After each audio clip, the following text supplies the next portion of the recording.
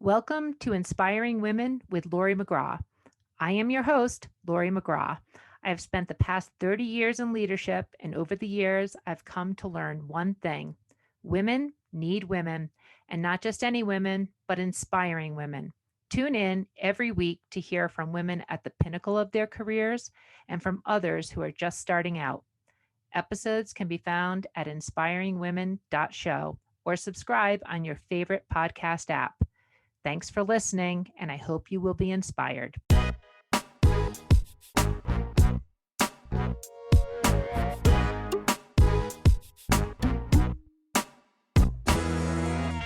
Welcome to another episode of Inspiring Women, and we are speaking today with Maritza Diaz. She is the Chief Executive Officer and founder of ITJuana, which is a technology firm serving the digital technical needs of companies in California.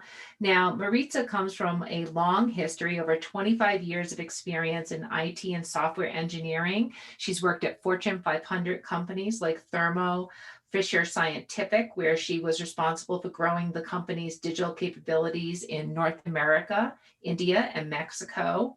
She is a thought leader in the field of cross-border collaboration in the software industry between San Diego and Baja California. She's the member of the boards of several organizations and recently elected to Forbes Technology Council. And Maritza, I'm really excited to be talking to you today. It's a pleasure to be here. Thank you so much for the opportunity, Laurie. Okay, well, great. Well, listen, thank you for being on Inspiring Women, and I'm really excited about having this conversation. Now, you have a technical career, a global background. You started as a software engineer from Ecuador, and you came to the United States, I understand, on a one-year assignment. You've been here for over 20 years. You've now founded and formed this IT company, ITJuana. So really, really terrific background. And I'd just like to maybe start with what are you doing right now? Absolutely, yeah. So I can tell you, I am very fortunate to be doing what I love to do, which is essentially impacting people's lives by generating jobs for people in Latin America. But these jobs are not just any job. They are very impactful jobs that are not only very professional and well paid, but also they're solving very difficult problems of the future. COVID taught us that companies need to be digital ready now in order to survive. And some of these problems are very difficult, and some of them we don't even know the answers yet of what is going to be in a few years from now. So I'm very excited to be able to generate these jobs for people in Latin America, and at the same time contributing to make this region that you mentioned, San Diego and Cali Baja, I want to make it a mega region. We are geographically uniquely positioned to really become the new and most powerful biomed tech hub of the world. Well, generating jobs and job growth is obviously a huge, important thing for just growing the economy and providing opportunity for so many people. As a woman who grew up in Ecuador and got your degree there, is software engineering a usual thing for women to go into? I mean, it certainly isn't. There are not a lot of women in STEM, or not enough. But was it unusual for you when you started out? Absolutely. Imagine this is more than 25 plus years ago. Yeah. It was very unusual, not only because of the career itself, but the cost of education is not very accessible. It's a male-dominated industry as well as culturally. So it wasn't an easy or a logical choice for me to go into this career. So how did you make it? Why did you take that leap? You know, one thing that I learned is that my parents very early told me, you know, Maritza, you do not have a choice. You have to go to college. And they didn't necessarily ask me to go to computer science. They just wanted me to go to college.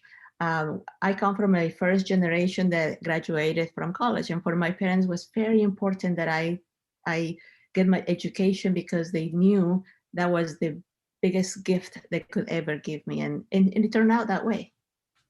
And then you later on, after all of your engineering background and having some jobs, you also went on to get your MBA. So why was the business side of things beyond technology also important to you? When I coded for so many years, I loved it, right? And it was me and the computer.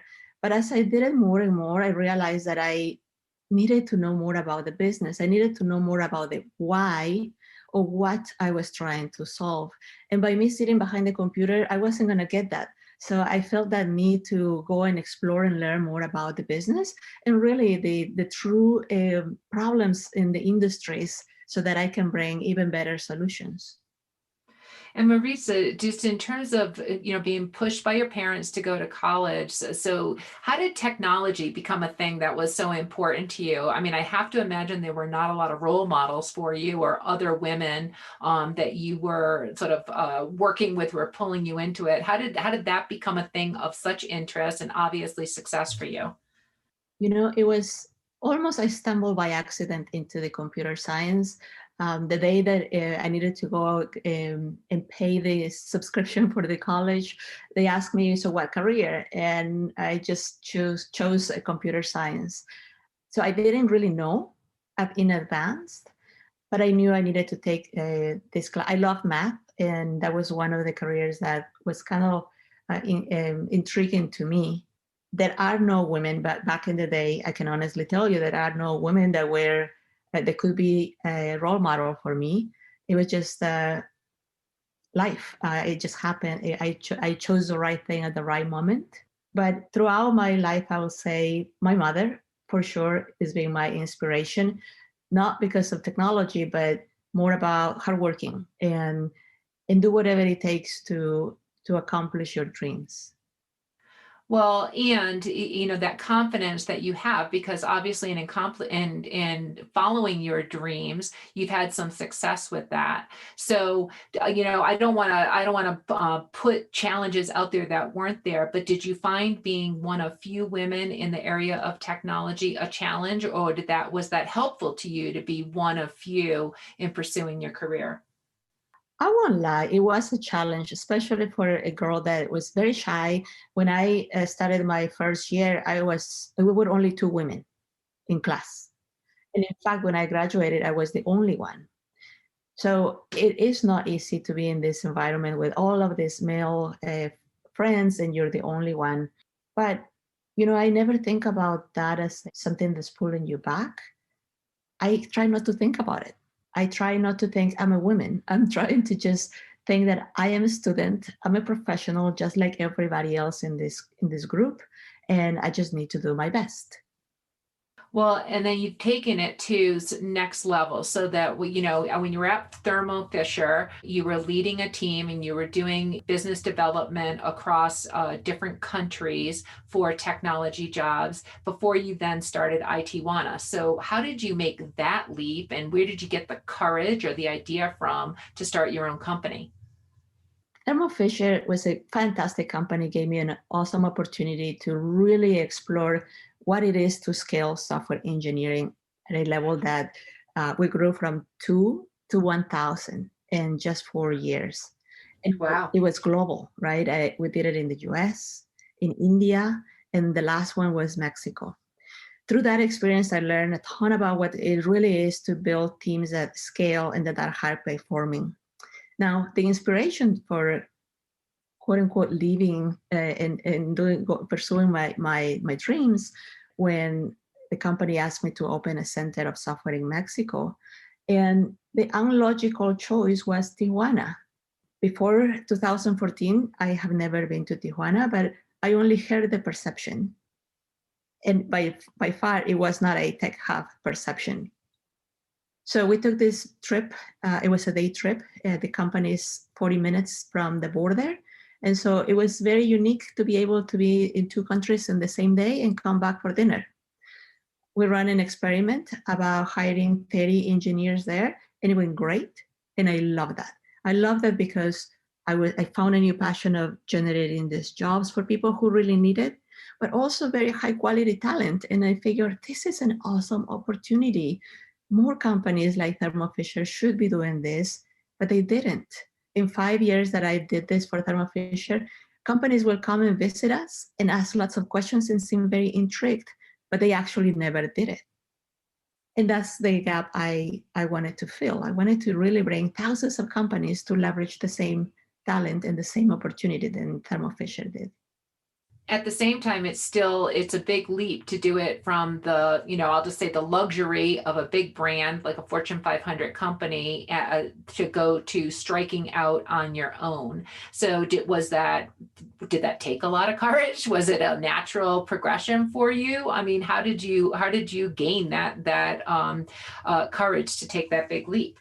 It was very difficult, and I must tell you this. I was back when I was at Thermo Fisher, I was the breadwinner of the household. I have a family, 2 kids, a husband, a mortgage to pay. And so you can imagine the conversation with my husband wasn't easy. He's like, why would you want to leave this job that is stable and provides? And to me was, I need to do this. I know it's great. And I was at the point in my career that I want to pursue legacy. I wanted my kids to remember me by something meaningful. And I wanted to be able to tell them, to my kids, hey, mommy is touching people's lives. Mommy is helping uh, others to get a new job that is very impactful as well. And I love it. I never look back. I think that was the best decision that I could have ever made. And my husband is a full supporter. And now we work together. He is part of the business. So we're super, super excited. That's wonderful. And I've heard in some of your discussions and interviews that some of the accomplishments with ITJuana already, you're very proud of already creating 100 jobs. I don't know if that was this year or the end of last year, and you're working on creating the next 100 jobs. So economic growth is a great thing to be proud of. How are the job creation? Where's it coming from? What are the most exciting fields that you're focused on? Absolutely. So in fact, the 100 jobs was in the first year, 2018. Today, we are 400. I thought I will do 100 more, and we ended up doing 300 more. It's been fantastic. Now, the growth is coming from mainly 3 industries. San Diego is very well known for their biotech, their med tech, and technology. And those are the 3 industries that we are focusing on. And because the large hub of innovation in San Diego with biotech, medtech, and technology, and the talent available on the other side of the border, I created this term called biomedtech hub. I believe this region should be the most prosperous in the world in those 3, the biomedtech industries. And what are you seeing in terms of the talent pool? So that's a lot of jobs to be creating. And, how many of these jobs are for women? Where are you finding women, in terms of where their interest is in tech? And how do you also create that interest so that other women like yourself, can follow in your footsteps? My secret goal behind all of this hiring is to bring more women. I want to achieve 50% ratio. We are today at 22, so still a lot more work to do. Nevertheless, we do hire a lot of women. So where and how I find them, is it hasn't changed much since I graduated, meaning there's still very few women going into these careers. So what I do is I give them the opportunity early on. When they're in their first few years or they're still in high school, we sponsor several programs with UCSD and local universities. In fact, this year alone, we have 60 students in our internship program, and most women come from those programs. And then I work with my customers because I also want them to be my partners in this. And I talk to them about the importance of diversity and bringing women. And I'm fortunate that they're very flexible as well to give the chance to young women that perhaps are not yet there with the skill, but they know they have the potential. And so we've been able to attract and hire more women through early stages in high school and college. I think 22% is actually a pretty good percentage, just in terms of the numbers. And that's fantastic to hear that your goal is 50%. I like the feeder programs as well. How receptive are your customers in terms of just hiring that diversity as you bring them the resources from ITJuana? I work with them. I think the secret with them, they're very perceptive after some time. I think the key is gain their trust. So once they see the potential, once they see the deliveries of the teams, they're a lot more open to working with me and take a little bit of risk.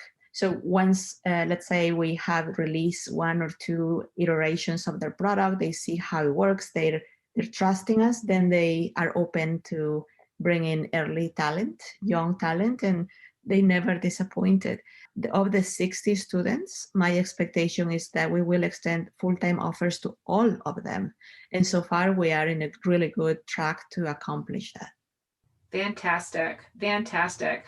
Well, Maritza, for you as a leader, as a CEO in that kind of role, do you perceive or do you find challenges with just being the female leader at the table when you're either conducting business or working with other companies, or has that not been a challenge for you? I'm just curious because just when you talk, you're speaking with such confidence and achieving many things. I'm not hearing that there've been challenges there, but what's your reality? The reality is that there are challenges out there.